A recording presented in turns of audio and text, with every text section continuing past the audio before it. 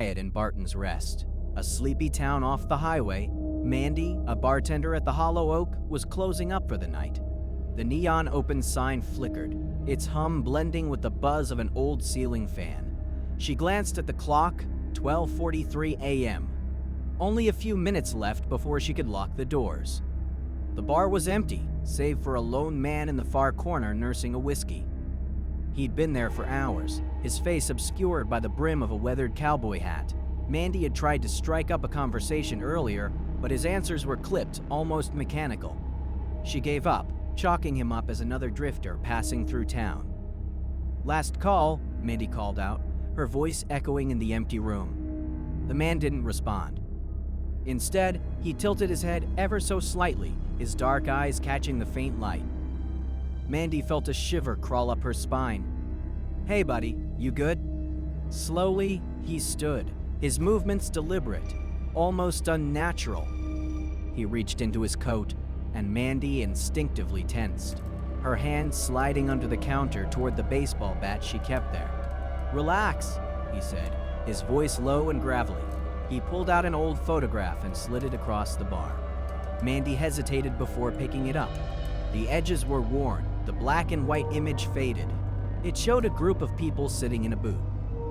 Her stomach dropped. She recognized the booth. It was the one in the far corner of the bar.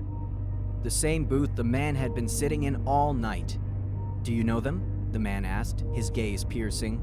Mandy shook her head. "No, I wait. That's the old owner, right? The guy who ran this place before me?" The man nodded. "And do you know what happened to them?" She frowned. "Not really. Just that he sold the place and left town." The man let out a humorless laugh. "Left town? That's one way to put it."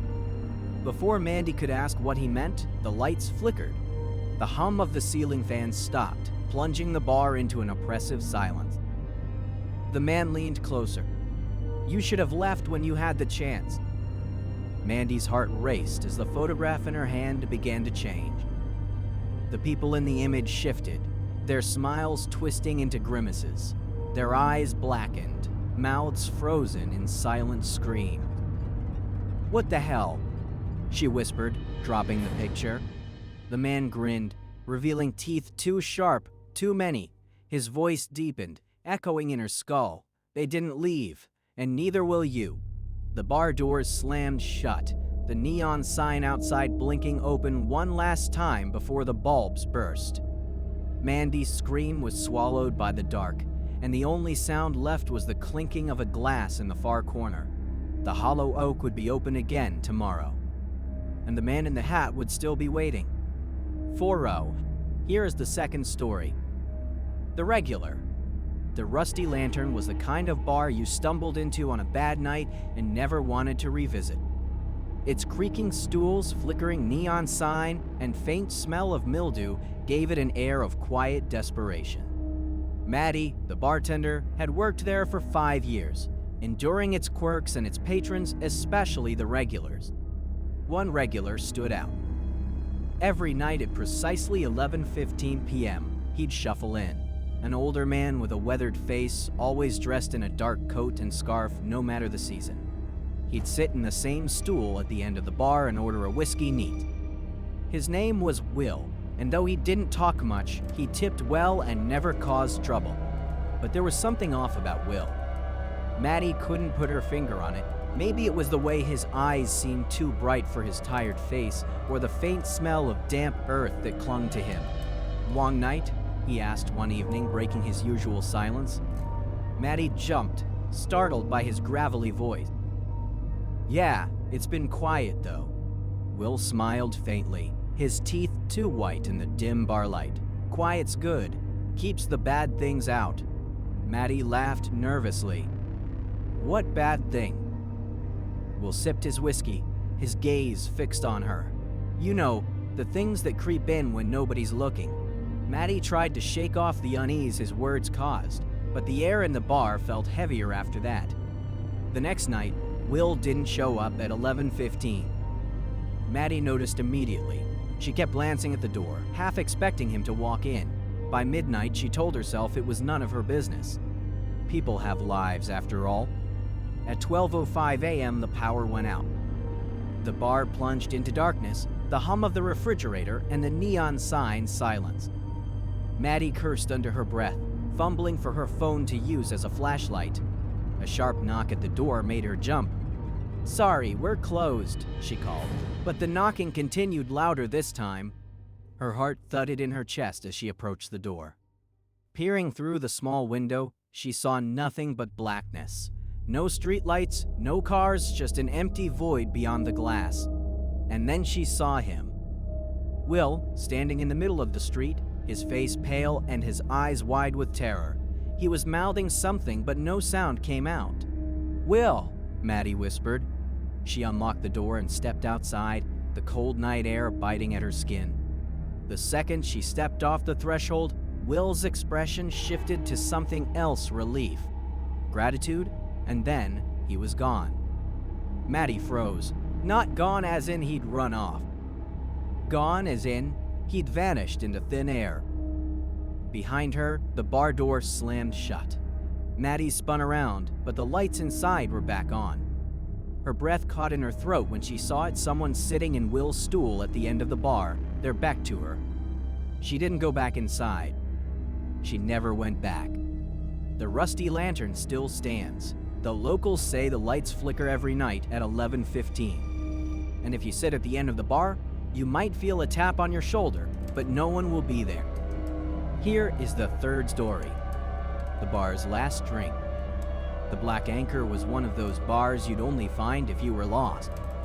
Tucked into the corner of a forgotten alley, its cracked windows glowed dimly under a sign missing half its letter. Locals didn't go there, but truckers, drifters, and anyone looking to disappear always seemed to find it. Lila had been the bartender there for a month. She took the job to make ends meet, ignoring the whispers about how the place didn't feel right. The pay was decent, the tips better, and as long as she ignored the occasional strange vibe, it was just another job. That Thursday started like any other slow night. A couple of regulars nursed beers in silence while Lila wiped down the bar. The radio crackled faintly in the background, barely picking up a station. At 10:30 p.m., the door creaked open, letting in a gust of cold air. A man stepped in, tall and wiry, his clothes streaked with mud. His face was pale, his eyes shadowed. He carried no coat despite the freezing rain outside. He walked to the bar without hesitation and sat at the stool closest to the register. "Whiskey," he said, his voice low and raspy. Leela poured him a glass and slid it over. He downed it in one gulp, his movements unnervingly smooth. "Rough night?" she asked, trying to break the tension. He looked up at her, and for the first time, she noticed how sunken his eyes were, like he hadn't slept in weeks. "You could say that," he murmured. "This place is still safe, right?" Lila blinked. "Safe from what?" The man's gaze darted to the door, then back to her. "It doesn't matter. Just keep the drinks coming." Over the next hour, he downed whiskey after whiskey, never slowing, never slurring. Lila kept glancing at the clock, willing it to be midnight so she could close up. The other patrons left one by one, leaving just her and the strange man. At 11:58, he spoke again. "Do you know why they call this bar the Black Anchor?" "No," she said, her voice tight. He leaned closer. "It's a tether, a place between worlds where the living and the dead cross paths. Most people don't know they've stepped into it until it's too late."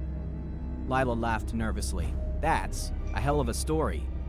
His expression didn't change. "You ever wonder why the regulars never leave?" The clock struck midnight. The lights flickered once, then went out. The radio fell silent. In the pitch darkness, Lila heard the sound of chairs scraping and bottles tipping over. And then, voices. Dozens of them whispering her name. Her breath hitched as the man's face appeared inches from hers, illuminated by a faint, otherworldly glow. "They're here," he whispered. The door burst open, and a cold wind howled through the bar. When the lights returned, the man was gone, but the bar wasn't empty.